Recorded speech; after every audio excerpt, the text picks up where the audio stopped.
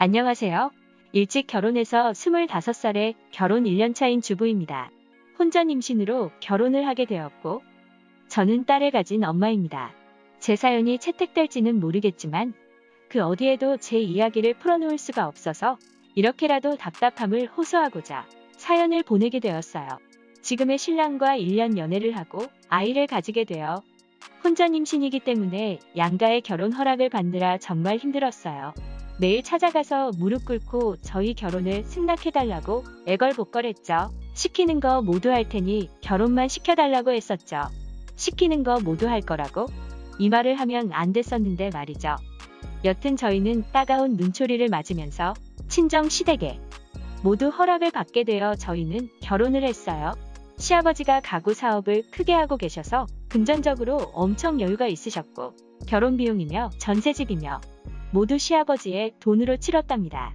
전세집이 비록 시댁에서 5분 정도 거리였지만 그래도 어린 나이에 전셋집으로 신혼생활을 하게 되어서 행복했답니다. 그리고 저희 결혼을 극구 반대하시던 친한 시어머니와는 다르게 결혼 이후 시어머니께서 저를 되게 잘 챙겨주셨어요.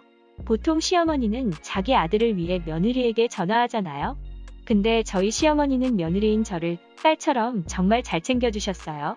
밥은 잘 먹고 있는지, 집에 부족한 게 없는지, 매일 저에게 전화를 하셔서 제가 밥은 먹었는지, 집에 반찬은 있는지, 같이 마트를 가자는 등 제가 알고 있는 주변 시댁과는 많이 다른 시댁이었죠.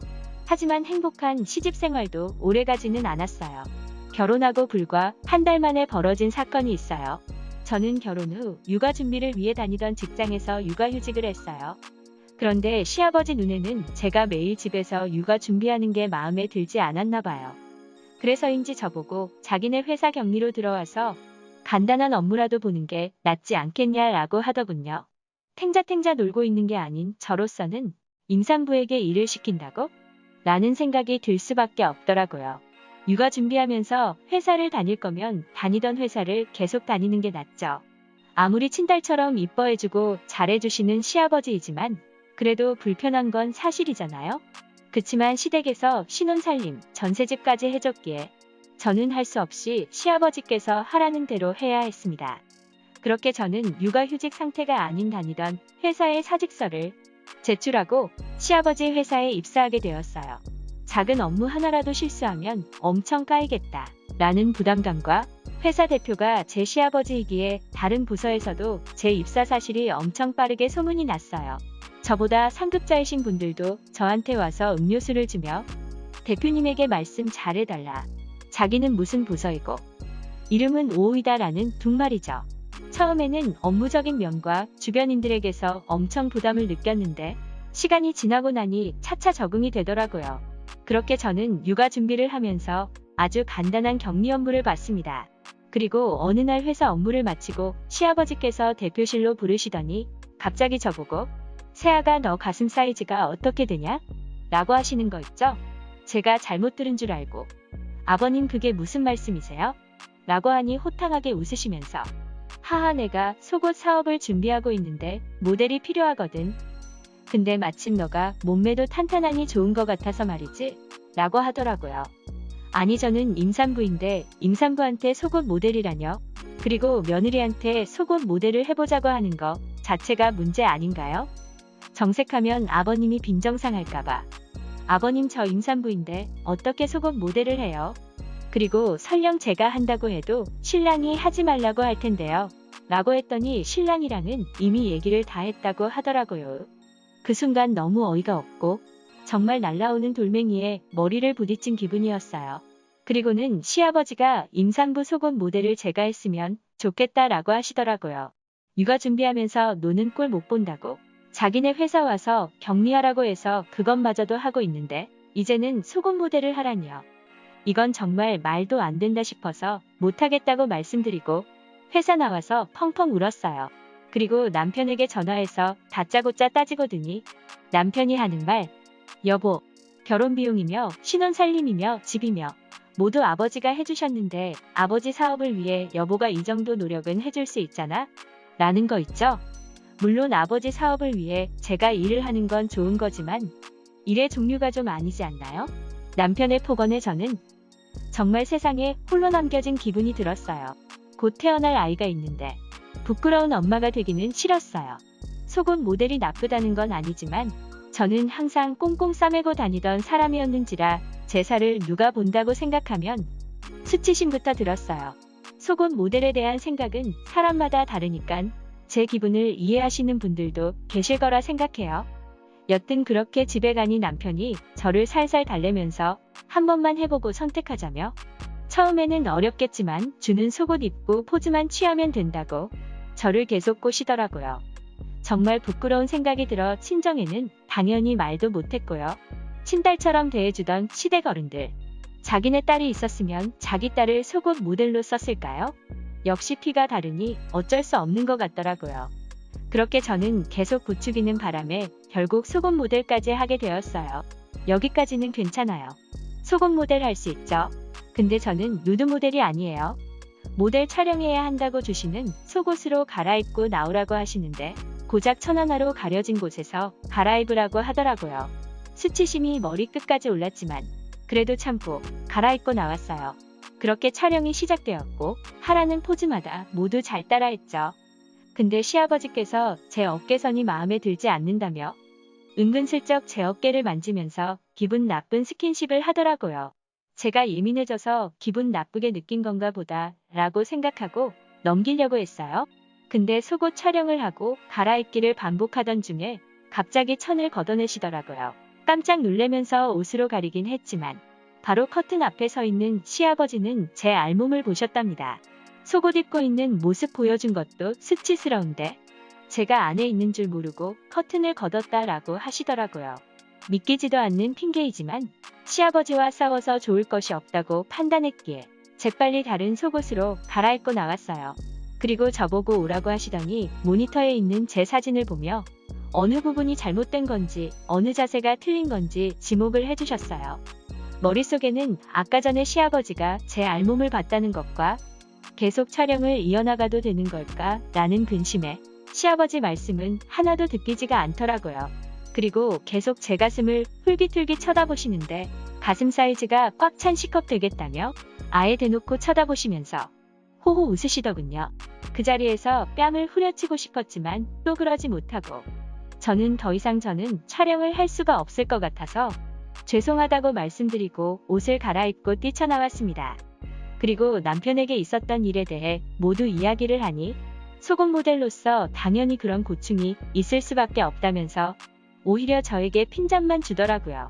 무슨 꼰대도 아니고 자기 아버지가 그런 식으로 며느리를 대했으면 정말 아닌 건 아니라고 말해줘야 하는 거 아닌가요? 그리고 결혼 전에 시키는 거 모두 한다고 말 안 했냐면서 약속 지키라고 하더라고요. 시댁 가족이 모두 이러니 저는 제가 예민한 거라 생각이 들어 다음날 촬영에도 결국 참여하게 되었습니다. 시아버지는 또 특유의 호호거리는 웃음소리를 내시며 저를 반겨주시면서 안아주시는데 얼마나 세게 껴안으시는지 제 가슴이 압축되는 것 같았어요. 정말 성폭행을 당하면 이런 기분이 들겠구나 하는 생각이 들었어요. 그렇게 찝찝한 기분의 상태로 또다시 촬영이 시작되었고 제 자세가 마음에 안 든다고 제 뒤로 와서는 백허그를 하면서 자세 교정을 해주더라고요. 근데 백허그를 하면서 제 엉덩이에 시아버님의 성기가 닿는 느낌이 들었어요. 그래서 당황스러워서 손을 뿌리치고 저는 곧바로 화장실로 도망을 갔어요. 분명히 고의적이라는 생각이 들었고 순간 수치심에 죽고 싶다는 생각까지 들었어요. 그리고 시아버지가 밖에서 빨리 나오라는 소리에 결국 또 나가서 다시 촬영을 시작했어요. 다행히도 그날은 더 큰 문제 없이 무사히 촬영이 끝이 났고 촬영이 끝난 후 밀려오는 수치심에 저는 매일 눈물로 밤을 보냈어야 했습니다. 그리고 회사에서는 대표실에 저를 부르셔서 속옷을 주면서 새로운 디자인의 속옷인데 지금 입은 모습을 보고 싶다 하시고 어차피 알몸 다 봤으니 숨길 필요 없다면서 보는 눈앞에서 갈아입으라고 했어요. 저는 차마 그렇게까지 하기는 싫었기 때문에 눈물을 흘리며 싫다고 엄청 소리를 질렀어요. 그러니 밖에 있던 직원이 들어와서 대표님 무슨 일 있으시냐며 라고 하시던 와중에 제가 손에 들고 있는 속옷을 보고는 황급히 나가더라고요. 이때부터 느낌이 좋지 않았는데 아니나 다를까 회사 내에서 시아버지를 유혹한 걸레년으로 소문이 났더라고요. 그렇게 저한테 음료수며 갖가지 뇌물들을 바치던 상사들마저 저한테 하는 말이 그렇게 몸을 팔고 다니니 대표님이 너를 이뻐할 수밖에 없지 쯧쯧 이라고 폭언을 무자비하게 하더군요. 이후로 저는 시아버지네 회사를 그만두게 되었고 사람 만나는 게 무섭고 두려워서 집에서만 지냈어요. 남편은 오히려 저를 안아주지 않고 지금처럼 우울하고 힘들 때 안아주면 더 독이 된다면서 집에 오면 저한테 말을 걸지도 않고 잠도 다른 방 가서 자더라고요. 그리고 어느 날 시어머니가 집에 찾아오셔서 저한테 왜 연락을 안 받냐면서 물꼬리 그게 뭐냐며 무슨 일이 있냐고 하시더라고요. 네, 맞아요. 제가 속옷 모델 했던 건 집안의 남자들만의 비밀이었죠. 그래서 제가 모든 것을 시어머니께 말씀드리니 시어머니께서 저를 안아주면서 많이 힘들었지. 혼자서 이겨내기 힘들었을 텐데 고생 많았다라고 말씀해 주시더라고요. 역시 제가 예민했던 게 아니었어요. 시어머니께서 제가 하는 말마다 놀라며 뒷목을 잡으시고는 엄청 얼굴이 빨개지시더라고요.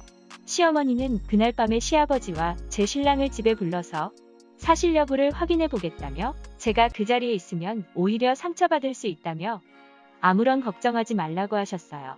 제 이야기를 믿지 못하시는 건가? 라고 생각했지만 곧이어 시어머니께서 하시는 말씀이 양쪽 이야기를 들어봐야 오해를 풀 수 있고 누가 문제인지 정확하게 집어낼 수 있다고 하더라고요. 하시는 말씀마다 현명함이라는 것이 느껴졌고 그렇게 그날 밤이 되어 시어머니께서 남자 측의 말을 모두 들으셨고 얼마 되지 않아서 시아버지와 신랑이 저에게 와서는 너가 그런 감정을 느낀 줄 몰랐다. 사업을 위해 노력했던 거고 내 사업이 잘 되면 너네도 물려받을 재산이 많아져서 오히려 더 좋을 것이라고 생각했다고 하시더군요. 생각해 주시는 건 감사한데 그래도 아닌 행동은 아닌 거지요. 두 분 다 진심 어린 사과를 하는 것 같아서 용서를 해주고 저도 답답함이 어느 정도 사라지는 것 같아서 기분이 조금 나아졌었습니다. 어쩌면 같은 여자이기 때문에 제 편을 들어주신 시어머니께 너무 감사드리고 앞으로도 시어머니께는 정말 잘해야겠다는 생각을 했어요. 다시 화기애애해지는 집안을 기대하고 시댁에 방문해서 식사를 같이 하며 식사 후 먹을 과일을 깎고 있는데 옆에 있던 시아버지의 휴대폰에 알림이 오더라고요. 그 휴대폰을 본 저는 다시 시아버지가 무서워졌습니다. 알림이 오면 배경화면이 보이잖아요. 배경화면에 글쎄 제가 속옷 모델 했을 당시에 찍은 사진을 해두셨습니다. 다 끝난 게 아니었나 봐요.